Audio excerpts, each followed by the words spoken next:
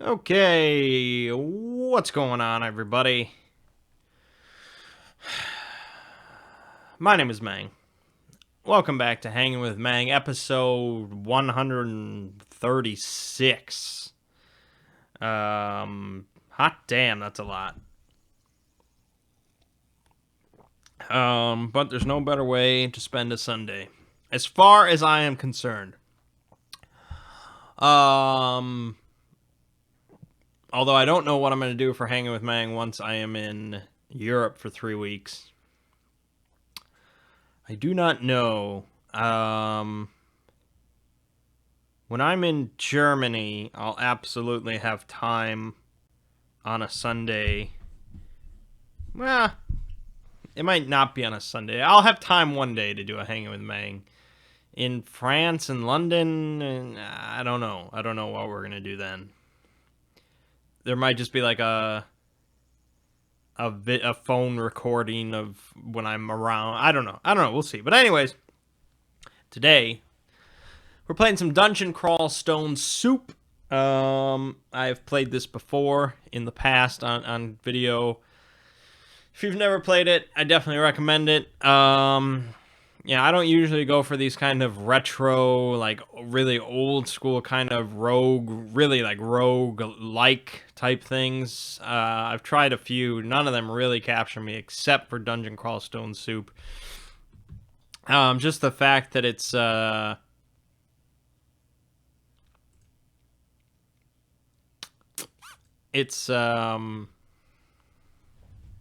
turn-based, so you can kind of go really at your own pace, and there's really just kind of a lot of content in there as far as like there's so many levels and there's all these monsters and equipment and spells and races and classes, and it's just a good time. It's incredibly difficult. I've never gotten very far in the game, but I do think it is great.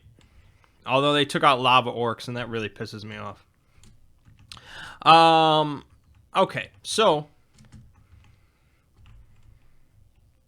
this week on the Exploring series, I uploaded the Weapons of Star Wars, which wasn't incredibly popular. Not one of my most popular videos, which is unfortunate. I think it is kind of an interesting thing. Most people just care about lightsabers and that's it, but blasters are a pretty big part of Star Wars, and there's a bunch of variations and stuff. And then this week I worked on the drugs of Star Wars, which was a fan suggestion. I don't even know if I would have thought of doing it, but when someone suggested it, I decided that's actually kind of interesting because you really don't hear much about drugs. You hear about death sticks. We have that reference from episode 2, and like the spice mines of Kessel, and it's like, oh, it's interesting. Is there any sort of elaboration? And in the films, there's definitely not.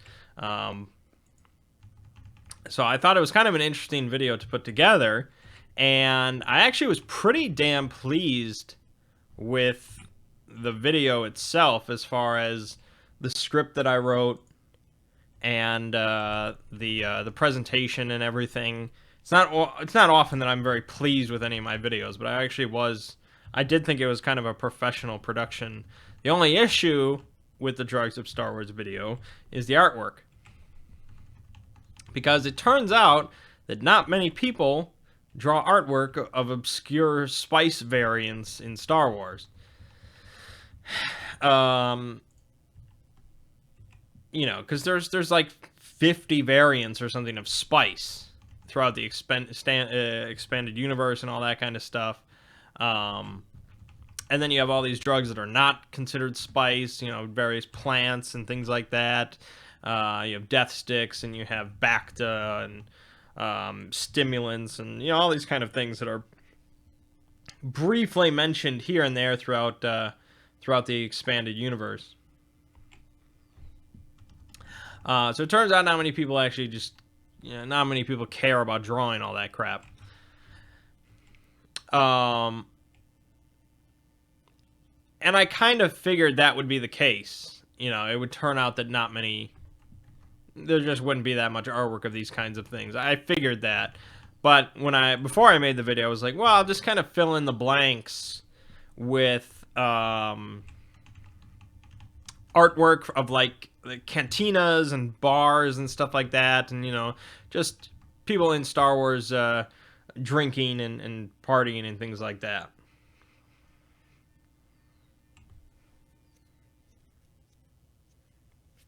That was a really weird sound. I don't know what that was.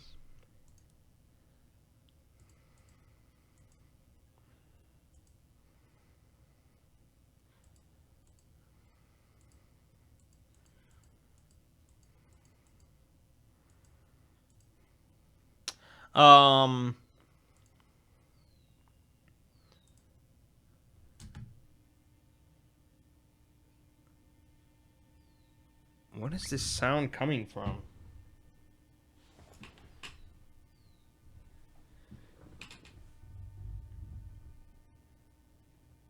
I have no idea. Not many people have drawn artwork of cantinas or anything like that. Just really, yeah, I died. Really, just not much. I was surprised by that because I figured there'd be a lot of kind of cool pictures of bars and whatnot. But I mean, we may do. I had to use a lot of little icons and little pictures from Star Wars Galaxies that have been kind of blown up, because of course there's little little pictures for all the different drugs and stuff in Star Wars Galaxies because they're items and stuff. So not perfect, not ideal, but I can't just have a blank video, and I didn't have an option. There was nothing else I could really do. So sometimes when you make a video, there's just an abundance of awesome artwork, and it's just like, well, I have too much. I have to just, I have to kind of curate what I want to put in here. And other times, it's you take what you get and you hope for the best.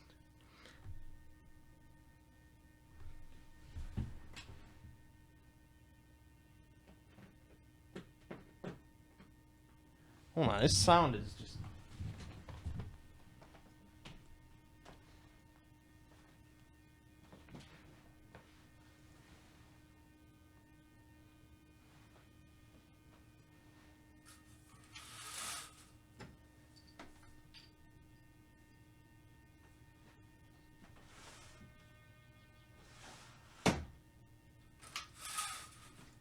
Okay. It's coming from outside, so I have no idea what it is. But it's not my computer, so that's good. Anyways, so I don't know how well it will be received overall. I don't know how many people even watch it. That's kind of the issue. I mean, normally I say, if you make good content, people will watch it. It will be found. And that'll be that. Fuck. Shit, that's really bad. That's usually what I say, because that's kind of what happened to me, I think, is I made quality content and people found it, and that's where I am today. But it also could just be if people don't care about what your content is,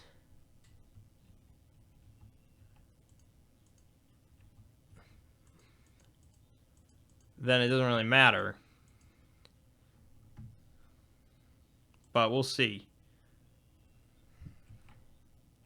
There we go. Yeah, we'll see.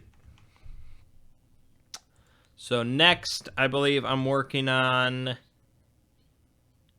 I think it's Palpatine. I think is what the poll decided. I have to double check, but I think it's Palpatine.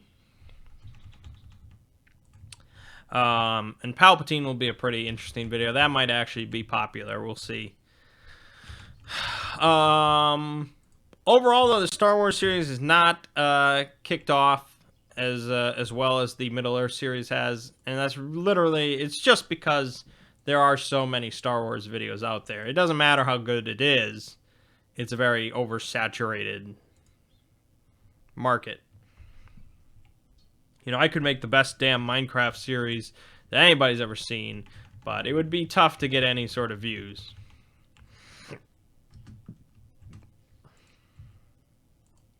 So it doesn't really make me regret my decision to move on to Star Wars or anything like that, because I was gonna cover Star Wars no matter what. It was gonna happen. +4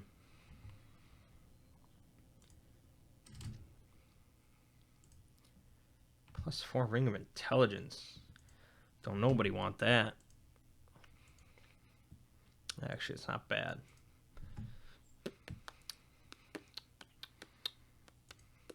Problem is this -3 Ring of Strength. I might as well just switch to being a spellcaster if I could.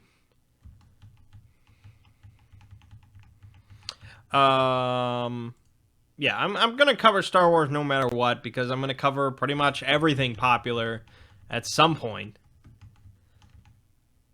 I mean, this is the series. This is what's gonna happen.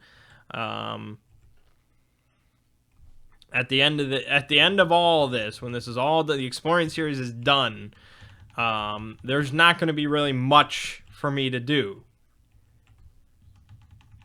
There are not going to be many series that'll be left untouched. You know, it'll all be there on the internet. The only stuff that really will be not there is like really, I don't know, some pretty much obscure stuff.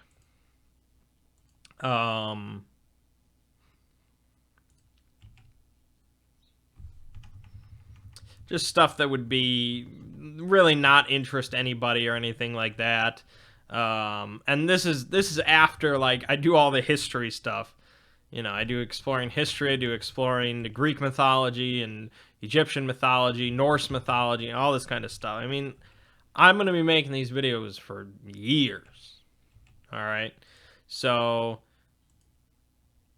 Star Wars was going to get done at some point, no matter what, and it might as well be now rather than like 5 years from now. Who knows where Star Wars will be? Star Wars will always be just as popular, so it doesn't make a damn bit of difference when I do it.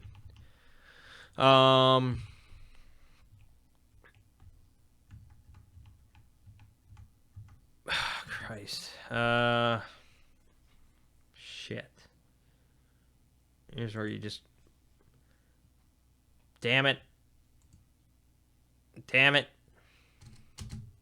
Damn it. So damn tough.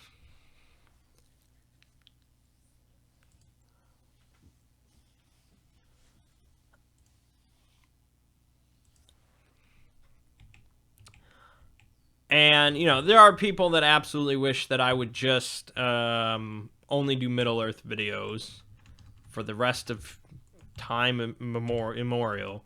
But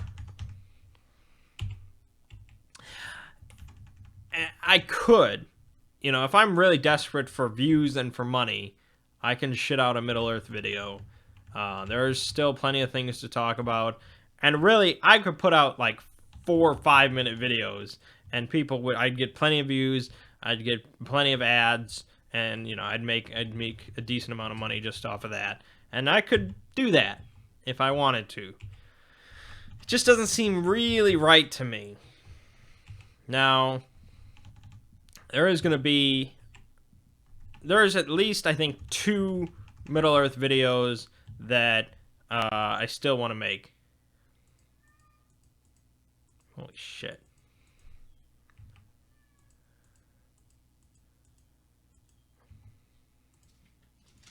There we go.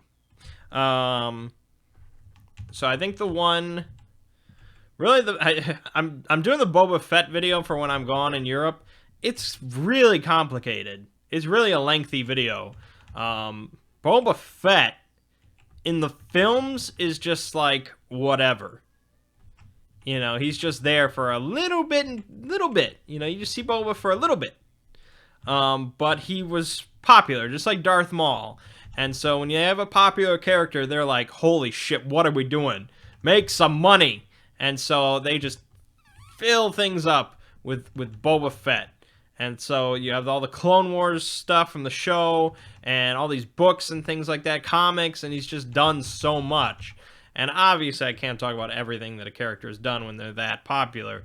But the tricky thing, the really tricky thing is deciding what do I put in here and what do I not put in here. What is not important and what is really essential.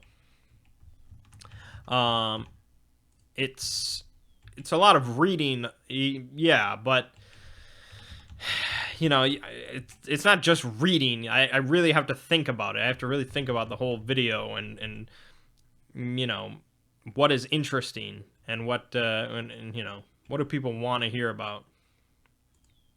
So the Boba one is going to be tough. I mean, it has been tough. I've been working on it. So the other two videos that I'm going to do, I think, while I'm when I'm gone, are the Elder Sign for the Cthulhu Mythos, which will be pretty quick, pretty short video. There's not a whole lot to say, and then a video on the Nazgul for Middle Earth, which also there's not that much to say about the Nazgul. So two fairly short videos because I'm lazy and I'm going on vacation and I don't care. And those two short videos on Elder Sign and Nazgul will easily be far more popular than the Boba Fett video that takes a lot more work. So, sue me. Protection from cold and fire.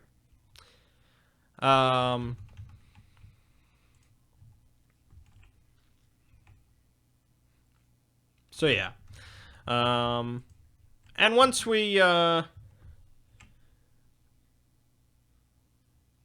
move on from Star Wars, originally I said that I was gonna do Star Wars until like the end of the year, until like December, until the new movie comes out. I don't know if that'll actually be the case.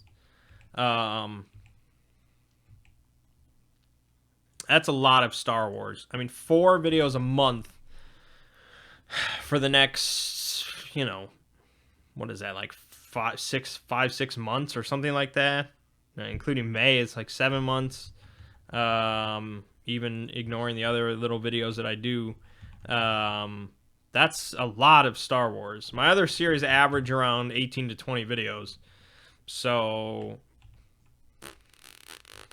that would be like, I don't know, 40 videos, something insane like that. So I don't know if I'll make it to December. I might make it to like August or September or something like that.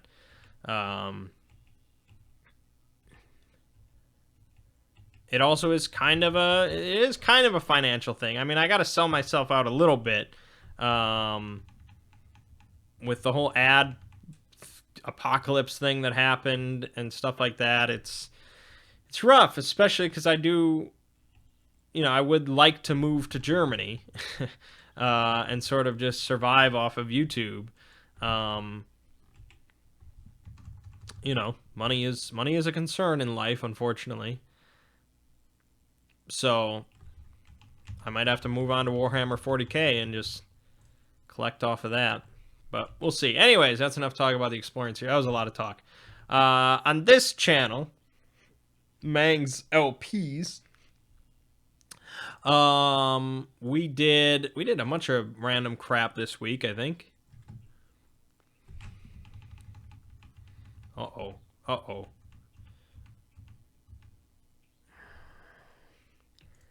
Nice, thank you. Drink another one. Kick his ass. Nice. We did a stream of Eternal. We did some more Eternal. That was fun. Fun game. Very good game. I did a Mythos Tales, which was good. There actually might be another Mythos Tales this week. So, for those that are into that, you can look forward to it. Oh, I guess we're going to go into this drain. I've never seen this before in all the time that I've played.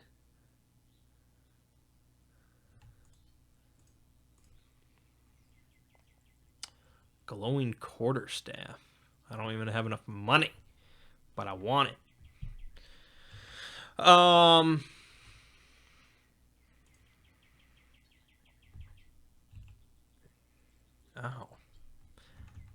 What else do we do? We did Dungeon World, and there'll be another Dungeon World tomorrow.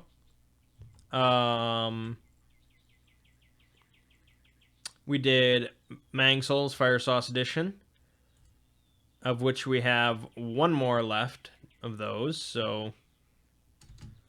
no, we don't want that, so...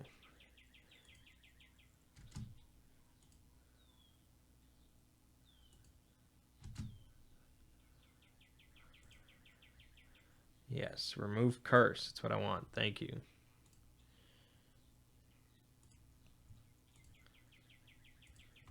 And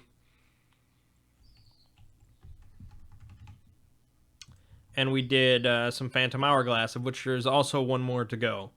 So this week, we're going to finish up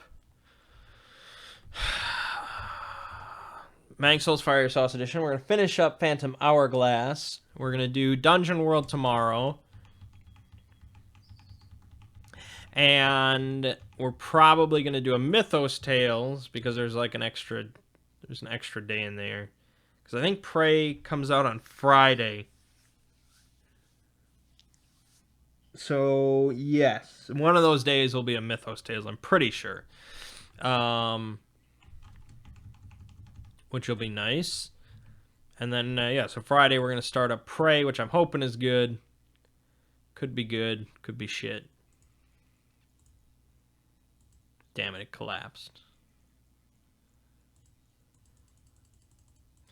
Oh, well. I should have gone into it right away. And that'll be that. We'll start up... I mean, I have started Spirit Tracks, so that'll be uploaded at some point. I don't know when. And then...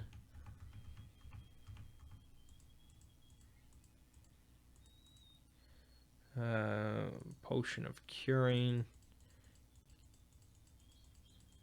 Put him in a body bag.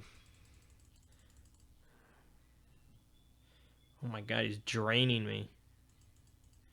But he died. Yeah. So that'll be that.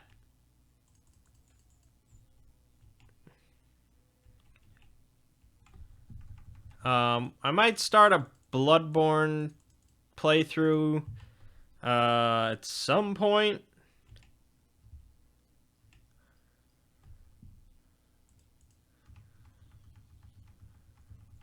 I just have to figure out what I would do for a playthrough. I talked about in Mangg Souls last night, maybe doing like an arcane thing, but I'd have to look into it a little bit. But it could be fun. I haven't played Bloodborne in a while.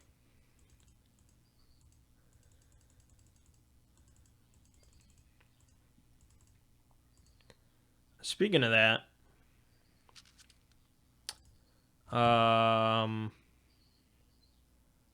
although I'm sure no one really cares unless you're already a fan, but you know, I'm a big fan of Lobos Jr. He's pretty much like one of the only... Damn it! Stupid jelly! Oh, shit. He's pretty much one of the only streamers that I actually care to watch occasionally, and I'll watch a lot of his YouTube stuff. He's a good guy. He's very good at Dark Souls. He's definitely inspired a few of challenge runs on my part. And more recently, he's started a series called Lobo Souls, Lobo Born, in which he brought in his brother, who has never played any sort of Souls games, and he sat him down and had him play Dark Souls on camera, with like very minimal input from Lobos, and so they went through Dark Souls 1, they went through Dark Souls 2, and now they're playing Bloodborne. And it's really, like, I've watched every single second of it. It's all on YouTube, and it's just really, really great. Because one, you get to see, you know, a very, very fresh first playthrough of Dark Souls 1, of all the Souls games, which is always cool to see. And the two of them are just really great personalities, and they're brothers, and it's a very entertaining time. And Lobos has been with a girl named Fieldy for about 7 years. They actually met.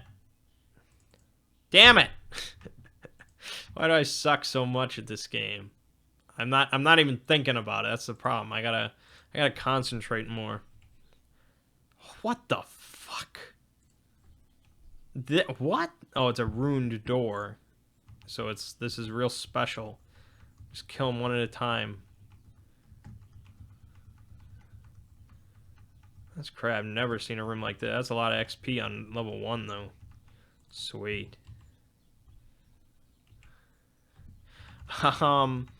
And so he met Fieldy playing WoW, and I think she moved out to Texas to live with him, and they've been together for a long time, and they were planning on getting married. She had been planning the wedding and all things like that. And she seemed like a pretty great girl and all that. And now we learn that apparently they broke up. I guess Lobos broke up with her, although his reasons are a little unclear, and I guess, you know, his reasons are his own. And she was just completely devastated and completely pissed off, and, you know, she's been planning a wedding, and for some reason he just, out of the blue, says, you know, we're done, or something like that. And like I said, you don't really care if you're not a fan. And I know that it's just crazy to me, because it's almost like it's like a friend. It's like a friend, you know, they broke up after 7 years before a wedding. So just, yeah, that can happen, I guess, you know. I mean, I'm sure it wasn't just a spur of the moment, like, I'm gonna break up with her, you know. I'm sure things have been troubled for some time, but yeah, that shit happens. And it was not, I don't think it was a mutual thing. I think it was just him slowly growing more and more distant from her. And, you know, she probably still, you know, felt for him, but he just, yeah, that's how it goes. So the bummer part is, apparently they both moved. I'm not exactly sure why, because I thought he owned the house. He makes plenty of money, I'm sure. He's a pretty successful streamer. But apparently he moved back to California, and she moved somewhere, and which really sucks, because his brother obviously lived in Texas, and so he could come over and do Lobos Souls. So I guess that series is just done. I don't know. It's a bummer. It's all a bummer. Relationships, man. It's scary, because, you know, I'm trying to get into one myself.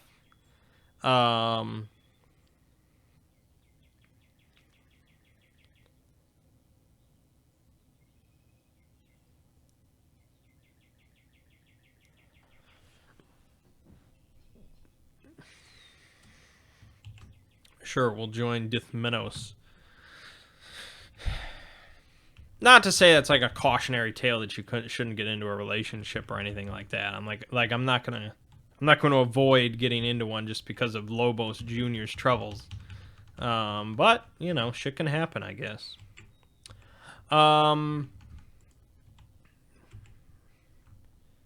the whole Lobos Souls things, that's a bummer. That's a big bummer. I didn't watch I mean, I don't watch everything that Lobos does, but I definitely watch everything that the two of them did together. So, um, what the hell are we? They're 30 minutes in. We haven't even talked about Dungeon World yet. But first, board gaming. Some Wednesday. Will I do my drug video in form of an old anti-drug PSA? No. I don't think the video is even that anti-drug. I'm just like, yeah, drugs do stuff to you. Crazy. No. I don't take a stance on things. Just very factual. I guess I do mention that drugs can be harmful. So that's kind of anti-drug, right? I guess. It's as anti-drug as dare. So Wednesday we played Archipelago again. So the guys are big fans of Archipelago, and I like the game myself. But for me, like, I don't care about winning or losing or anything like that. The only thing I like about Archipelago is, like, the journey. Like, just going through all this shit, you know, building the world and just seeing how shit gets fucked up. Like, that's what I like about Archipelago. Like, we lose pretty much every time due to the natives sort of overtaking the place. Like, because we just don't work together in any capacity, and, you know, you have to work together to prevent them from winning, and we just don't care, and so we end up all losing. And that's fine with me. It's like when I used to play Arkham Horror. Like, I never cared about winning. If we all died because of Azathoth, it was like, well, that makes sense. We all died because of Azathoth.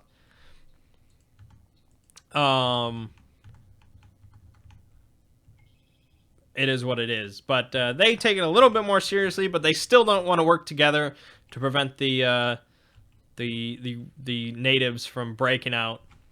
And so one of the objective cards, because they're secret objective cards, so it's kind of like Dead of Winter. One of the objective cards that you can get if it's handed out is the Separatist. I'm sure I've talked about this. So the Separatist wants the natives to win. They want unrest to break out amongst the archipelago, because if that, you know, instead of everyone losing, they win alone. Why is that? What the hell? That's a really weird graphic. Okay. Which is, of course, an interesting concept always when you have sort of a secret traitor, because you're wondering, are they... Yeah, it's the same reason why Dead of Winter is popular, because it's like, is this person not contributing to the common cause because they can't? They don't have the resources, or are they a traitor? And so it adds this sort of intrigue and mystery to things.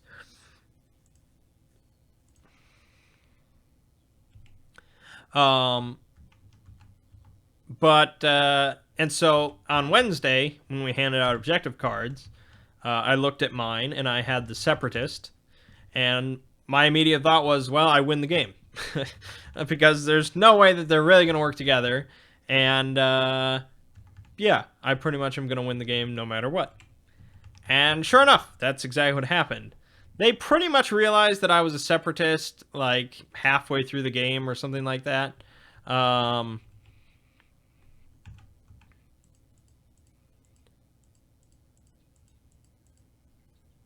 Jesus, this thing's tough. No, not flight. I'm gonna die. Haste, I'm dead. Haste doesn't get me away. I can start popping scrolls, but I'm probably gonna die. Degeneration, that doesn't help me. Invisibility. No, dead. Fuck. Why is this so tough?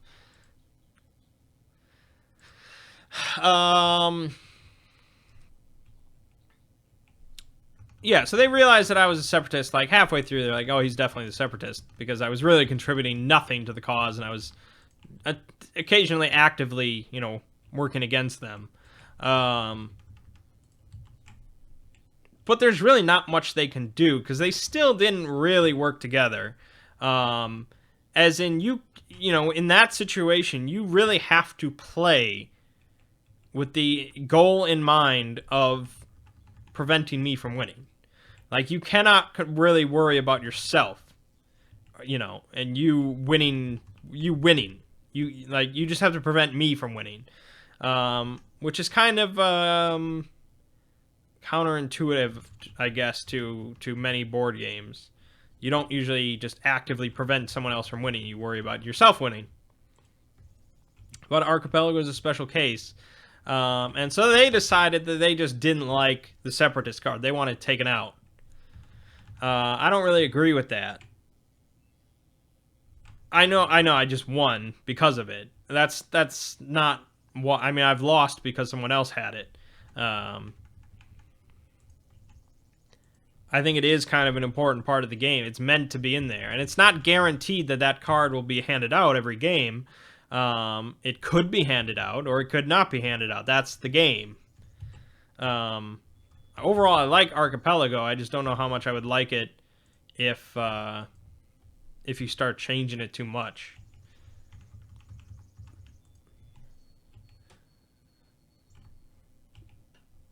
Because even if I think, even if you took it out, I still think everyone would just lose because of the natives.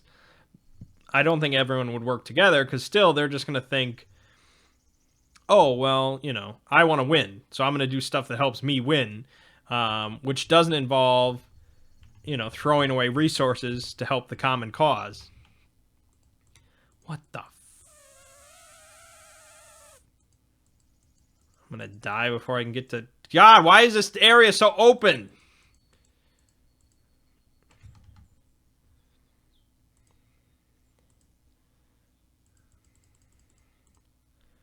Where did a Crimson Imp come from? What the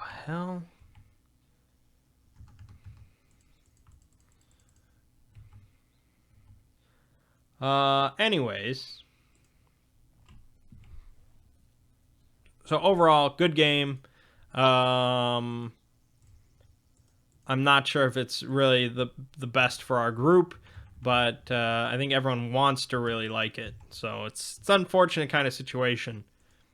But I guess we'll see what happens the next time we play it, whenever that is. Then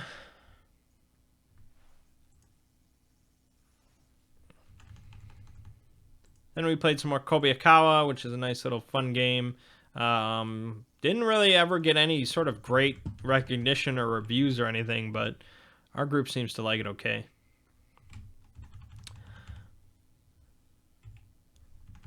Alright, Dungeon World. Dungeon World is great. I'm sure I've mentioned this, but Dungeon World is just a really, really entertaining system.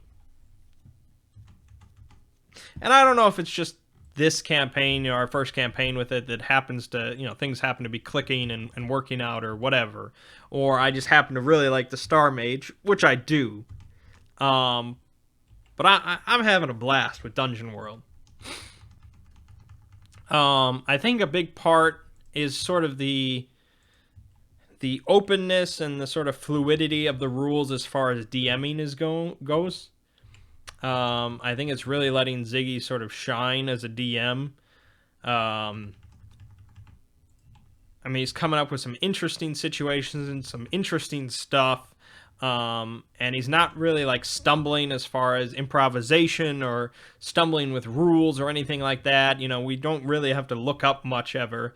It's just go, and it's good. It is good.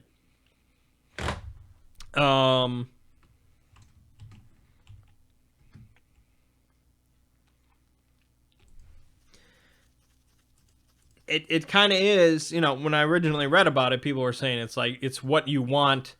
It's what you wanted Dungeons and Dragons to be, It's how you imagine Dungeons and Dragons would be when you first heard about it. And that's kind of how it is. You're not worrying about rules. You're not worrying about specific stats or anything like that. You are just having a fantasy adventure, and you're just saying what you want to do, and then you go ahead and do it. Yes, there's dice rolls. Yes, there's chance of failure. But because the whole system, like, not only encourages but like is designed for the DM to sort of come up with interesting situations based on failure, you don't ever feel that bad about failing a roll. You just you go, you keep going. And because the whole campaign is meant to be very sandboxy and open and flowing, you fail something and you might like fail a whole quest or something like that, and you don't feel like devastated, like, oh, this campaign is fucked. You don't feel like that, because the ball is always going to be rolling into something new and interesting, and it's like, well, this is done, let's move on to something more interesting. Let's keep going. It's very fast flowing and interesting stuff. So yeah, I really like Dungeon World. And I can't wait to try out some other sort of powered by the apocalypse systems, like the Sprawl for like cyberpunk stuff, and superheroes and apocalypse world and things like that. Why do I keep dying? Oh, I hasted and he didn't like that. I can bend time.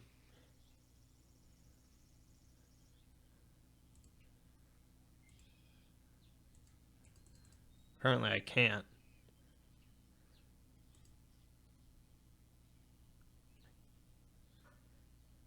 Okay. I haven't even hit this guy, though.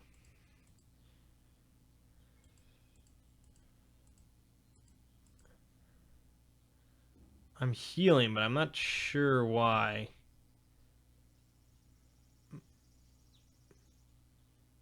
I'm not sure why.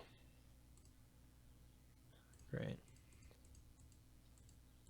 I'm dead. There's not much I can do. I guess I could start throwing scrolls around. I'm dead. Alright. So Dungeon World. Where did we start? Right, so we're in this village that has kind of this... Oh, actually, before I get into that, I wanted to ask. Viewership for the actual streams has been very low. Like, it's pretty much one of my lowest viewed things, I think. It's pretty damn low. So I was wondering if anybody wanted to chime in and actually say that they watch the whole streams and they enjoy it. It's not a huge deal to actually put up the stream or anything like that. Like, it's really not a big deal. It's a stream. Streams are really easy. But if nobody really cares, nobody watches the whole thing, and people just wait for my summaries or whatever on Hanging with Mangg, there's really no point for me to stream anyways. So I'd be curious if anyone wants to chime in and say something. Because if I don't hear anything, I could just not stream. The streams of RPGs have never been very popular. My most popular role-playing content is like my sort of educational videos. My video on the Shadowrun 5th edition Matrix, the Matrix and how to hack it. That's like my most popular role-playing video. That gets consistent views every day. And I've actually seen it linked on like Shadowrun forums and stuff. Which is funny because I think it's way too long for what it is. Because it's just one of my, it's just one of my things where I just talk way too long about role-playing stuff. But apparently people like it and keep watching it. It makes me glad that I didn't that I scripted out the Cthulhu video. Otherwise, it would have been like an hour long, and I never would have had a series.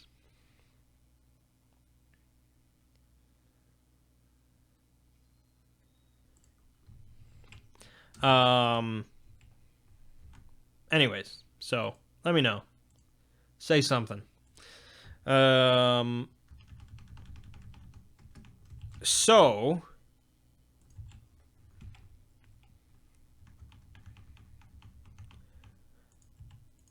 we're in this village that has sort of this cruel cruel and unusual punishment for any sort of crime. Generally, you get eaten by the Council of Elders. You get cooked up and eaten.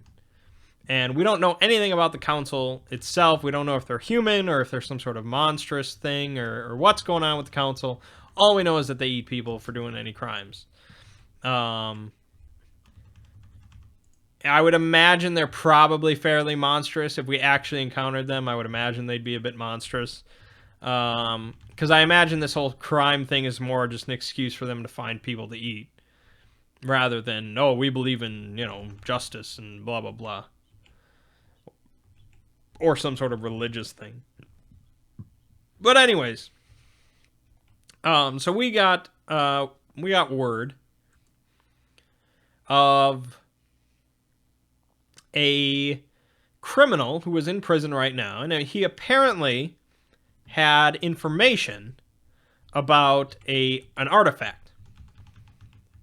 So this guy approached us and told us that if we help him rescue his friend from prison, we'll get to go along to get this artifact, and we'll get paid, or we'll get something out of it. I don't know. We want the artifact, of course, but who knows if that would actually happen.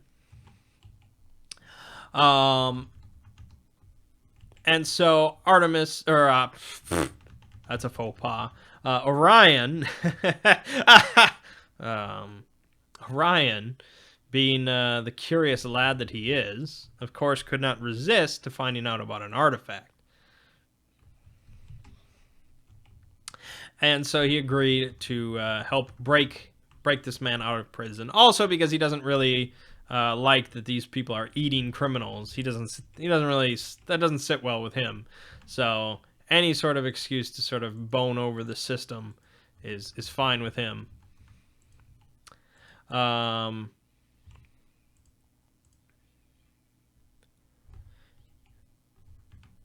so, meanwhile, Phil's character, Gordon, the paladin, who had now become a blackguard, basically a fallen paladin, because he had renounced his religion, pretty much, I mean, kind of. Maybe not really, but okay, he was a blackguard. He had picked up this sword, this evil sword of dark energy or whatever, that was demonic sword that talked to him, and it had convinced him to start a bar fight at this inn that we had entered into. And so he went up and he started basically a bar fight with some rough looking folk, and I quickly ended it and threw him out onto the street, and I apologized for him. And so we kind of parted ways with Gordon there. We didn't know what was going to happen, and he decided he was going to go on like a drunken bender in town. And then I reminded him at the start of the session that he had no money. As in, he had 0 coins. So, not much of a drunken bender. And, so he decided apparently to, like, I don't know, maybe he realized... Kill him. Nice. Maybe he realized that he had gone a little bit overboard with the blackguard thing, and so I think he just started to, like, convert to his old way. He wanted to be a proper paladin. So he just camped out in an alleyway like a bum, and he slept overnight there. And apparently his sword got stolen during the night. His evil sword his demonic sword that talked to him, got stolen by like a bum during the night. So that's pretty funny. That's a humorous situation. So we, Thomas and I, we decided we needed to do this prison break, just the two of us. We don't know where Gordon went. We can't rely on him. We have to do this ourselves. So I tell Thomas, the druid, the shape-shifting druid, I tell him to turn into like a mosquito and do some reconnaissance on this jail, on this prison, and to find the guy, find out where the guards are, you know, the overall layout, and just figure it out and report back. That's what I told him. And for the most part, that's what he did. He did pretty much find the guy. He actually got the keys to the cell, and things were going okay. And at this point, he was supposed to come back and report to me, and then we were gonna be golden. But of course, that's not what happens, because you know, people are their own individuals, and so I think he decided he was going to try and spring the guy himself and just get out of there and be done with it. Unfortunately, the guards, a group of guards, started coming down the stairs because somebody else was also trying to break somebody out of prison. When he got there, there was a guy pretending to be a guard, and he actually killed one of the regular guards, which saved Thomas the trouble, and he broke somebody else out of prison. So that's how Thomas got the keys. He got them from this guy who was pretending to be a guard. He should have just had the guard escort our man out of the prison as well, you know, and paid him, or, you know, bribed him, or intimidate, whatever. He'd done something. That's probably what he should have done. But instead, he just got the keys and he decided he was gonna break him out himself. But the guards came rushing down the stairs because they heard about the breakout or something like that. And Thomas decided, okay, I'm just gonna change. I'm gonna shapeshift and buy myself some time. So I thought, okay, he'll just change into a mosquito again, because mosquitoes are pretty small, pretty insignificant. You could hide in the corner of a room. If you don't move, it's very unlikely anyone would ever notice you. So I figured, okay, he'll just change into a mosquito, wait till they all leave, and then, you know, do something. That's what I thought would happen. But he decided to change into a rat.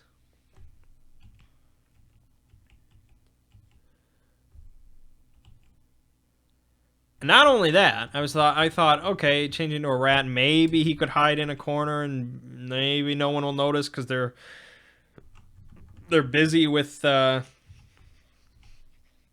this breakout and this dead guard here. You know, maybe he'll be unnoticed. I still would have picked mosquito, but okay. But no, he decides he's going to turn into a rat and try and flee. He's going to try to run up the stairs while they're running down the stairs and hope to get out. Well, pretty big mistake. He ended up getting stepped on his way up the stairs by the guards. And he had very low health at the time. He had like 4 health or 3 health or something like that. I think it was 4.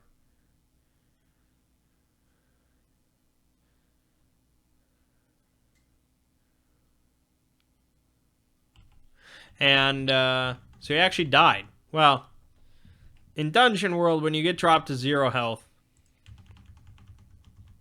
you make what's called a last breath roll. So it's just a straight 2d6. And if you roll higher than, if you roll 10 or higher, you're pretty much golden. You get restored back to, you know, some health.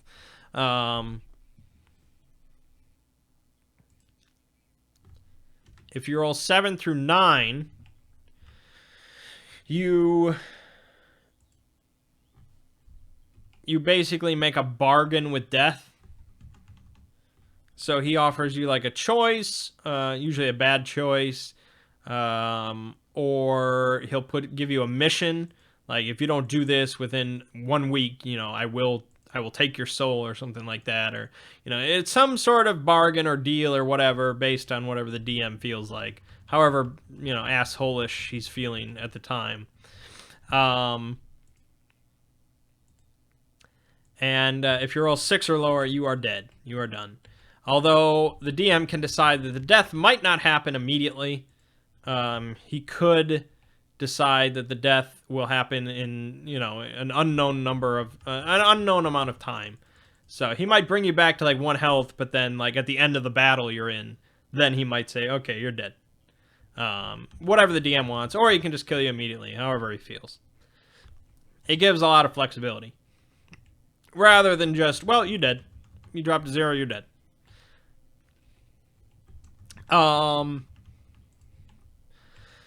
So, Thomas rolled his last breath, and,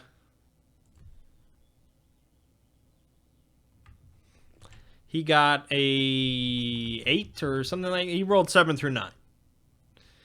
So, the bargain made to him was...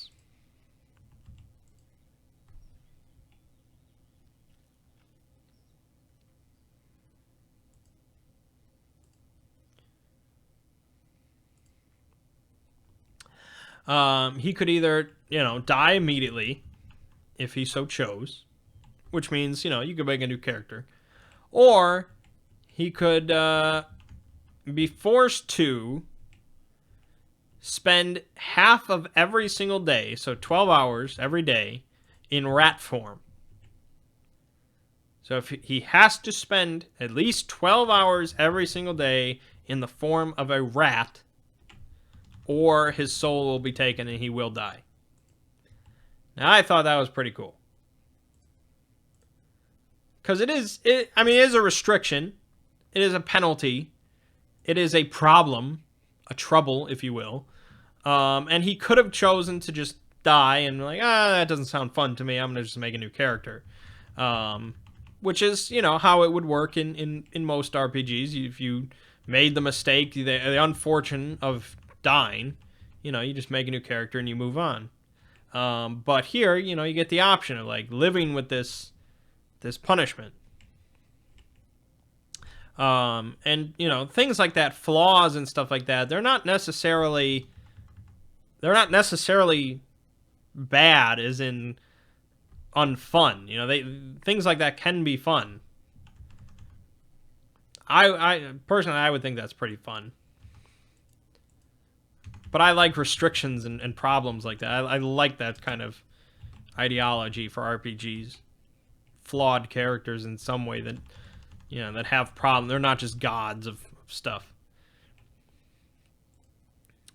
So he decided he accepted. He was going to do the rat thing. He was going to spend 12 hours every day in rat form. And so... he would get restored the next day. So that just leaves me. So I was waiting outside of the prison, outside of the council house, during this whole thing, waiting for him to come back and tell me, the situation. But he never came back. So, I see this guard come rushing out of the building with what seems to be a prisoner in tow. And I don't know what the guy that I'm looking for, I don't know what he looks like. Ooh, +3 leather armor. I wonder if that's better. That's 6, but the encumbrance is so little. Try it. So I don't know what the guy looks like that I'm looking for. So I think, okay, maybe something's happening here, and this is the guy that I'm supposed to find. And so I decide to follow them. And so I follow them all the way to a house in town. And they go in there and, they start talking. And the one guy, the guard, who is not a guard,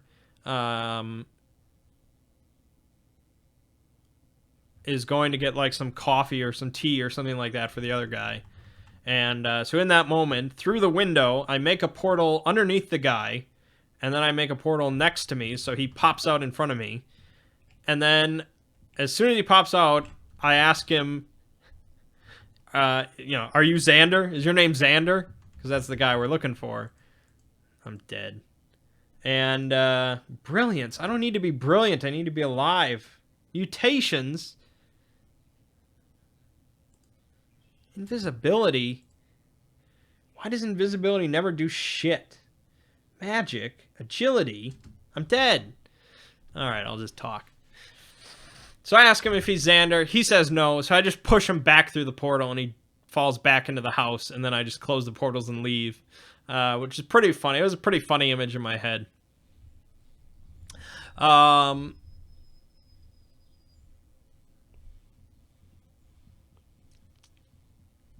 anyways, I decide that I'm not going to go in there myself. He's either dead or captured. Talking about Thomas's character, Wayne.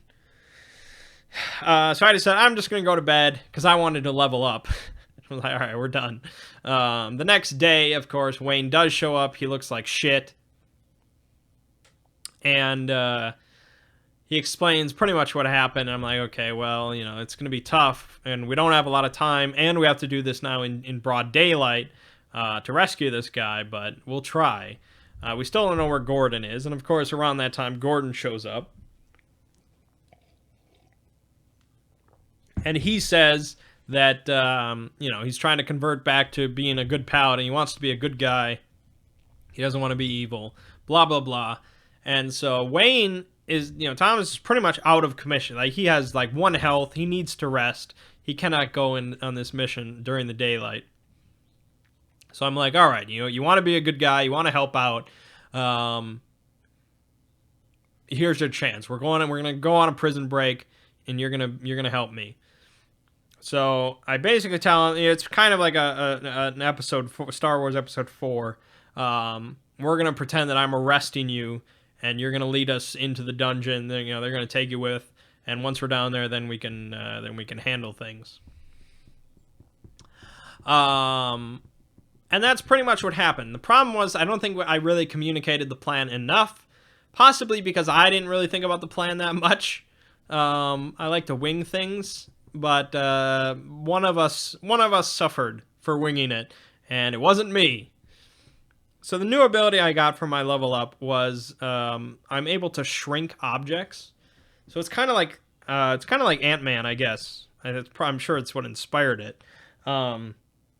Basically, if I can put both my hands on the side of an object, I can like compress it and shrink it down to the size of my palm.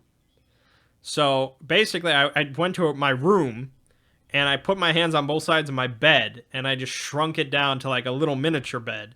And then I did the same with my dresser and a chair. And I'm able to bring them back to full size when I throw them or accidentally drop them. So pretty much I can bring them back to normal size pretty much at will, or if I accidentally drop them, then they could grow big as kind of just a fuck you. But anyway, so I have this miniature bed that I can throw and becomes a full-size bed, which is obviously pretty dangerous because it gets thrown with a lot of momentum because I'm just throwing this little handheld thing. If you watch the Ant-Man film, he did stuff like that. So my plan was, you know, we're going to go down to this dungeon, into these holding cell areas, this little jail, which is kind of in this narrow corridor somewhat. And as they're putting him in a cell, I'm going to, when they're all lined up in the corridor, I'm going to throw the bed and knock them all out with one throw, and then we can break the other guy out and handle it from there. I had no idea what I was going to do with the guy once I broke him out, but, you know, we work on that when we get there. Problem was, I didn't really communicate this to Phil. So as they're putting him in the cell, he decides, okay, this is the time. Now we're going to resist. So he starts resisting the guards, and a fight breaks out. A fight in which he pretty much gets massacred. There's like 3 of them with maces against an unarmed, doofy paladin. And I wasn't exactly helping him. So he creates like a cloud of darkness. Oh, also I mentioned to the guards that I was arresting him on vagrancy and devil worship, or demon worshipping. So they assumed he was a demon worshiper, which was kind of funny because his first action as part of resisting was creating a cloud of darkness. Like, yeah, they're probably going to think you're a demon worshiper. So they're in like this big cloud of magical darkness, but they're just swinging their maces anyways, and he's not feeling too good. And he actually ends up dying. Well, again, he doesn't die. He does the last breath, and he gets like an 8. So death's bargain to him was that he could die, or he could lose his tongue. He could lose his ability to speak. I don't think it was losing his tongue. I think it was like, I think he actually could speak, but if he did, he would immediately die. So it was a voluntary vow of silence. And so he agrees to that. But the problem was he gets brought back, but he gets brought back right to the same situation where he's getting clubbed by maces. And so he actually does manage to crawl out of there. And at this point, I had released the prisoner. I had brought out the prisoner, and we actually went into the holding cell on the other side. So we left his door open to pretend that he had escaped, and we went into the other holding cell to hide, which I thought was a clever moment for myself, rather than just trying to run out of there.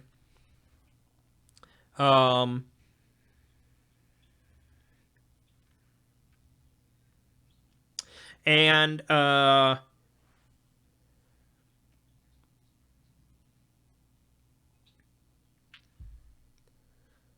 Phil, he decides, in order to stay alive, he can't make a break for it, so he locks himself in the cell that I had just opened.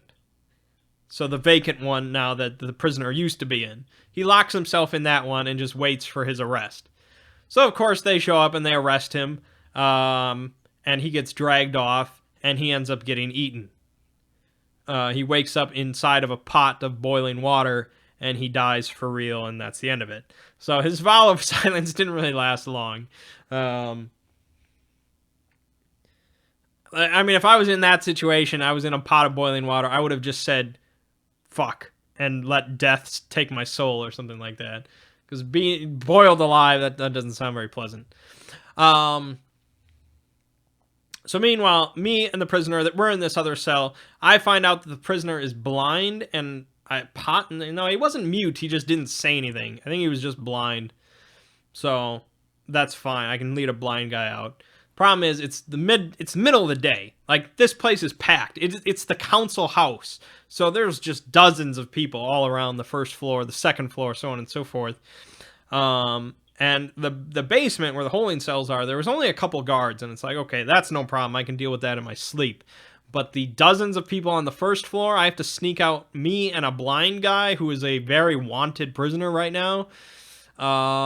Shit. So I take out the 2 guards by portaling them into the other cell, and then I throw the bed at them from behind, and so they knock them both out in the other cell. We get out of our cell, we go like up near the first floor. I see that it's bustling, and I'm just rapidly trying to think of what the hell do I do in this kind of situation. I don't have that many skills, but I see that I can see the opposite staircase on like the other side of the room that leads up to the second floor. I can see that, and there's nobody in there. So I have line of sight on it, so I make a portal from where we are to that staircase. So I skip the whole dozens of people.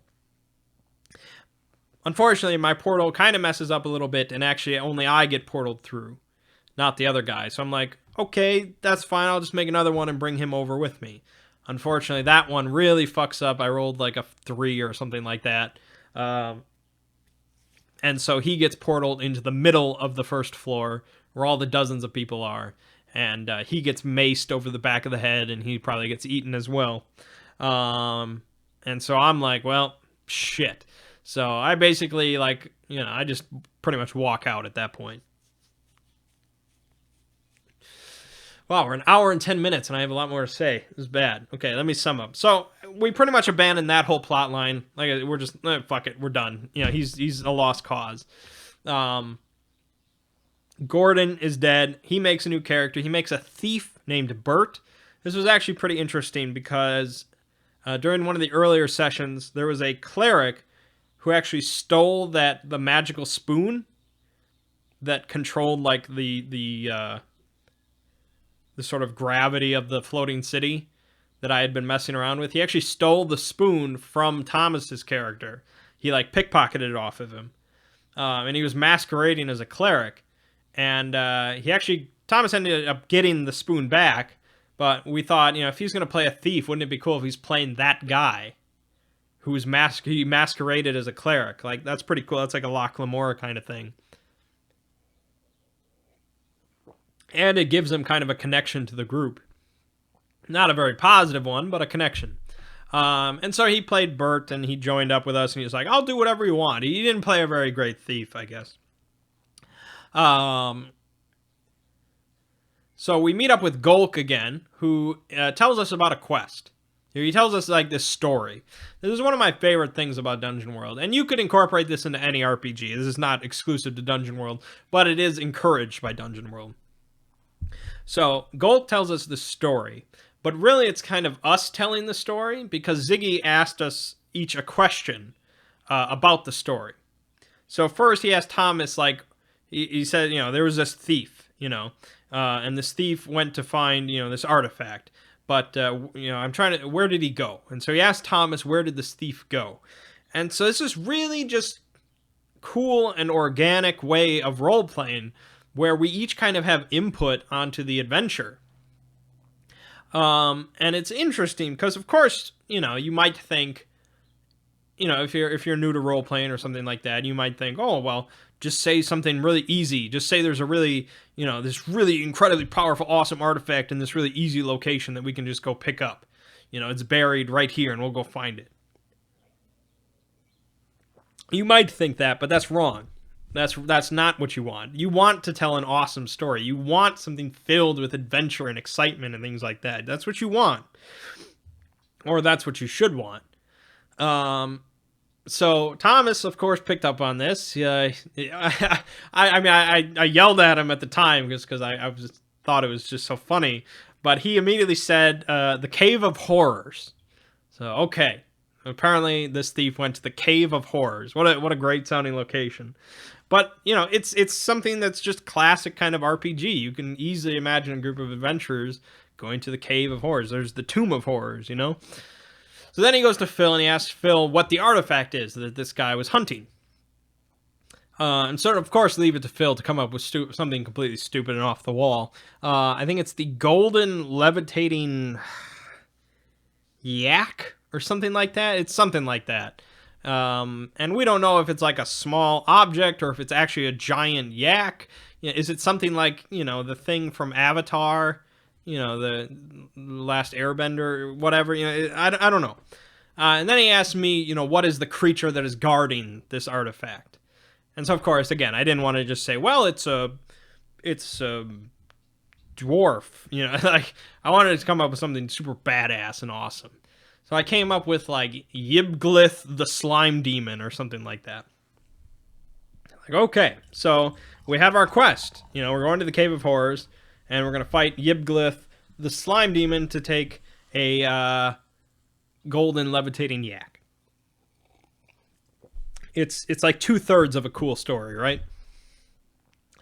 And so Golk agrees to take us there, so we buy a bunch of supplies for spelunking and stuff like that, and we set out and we go to the Cave of Horrors.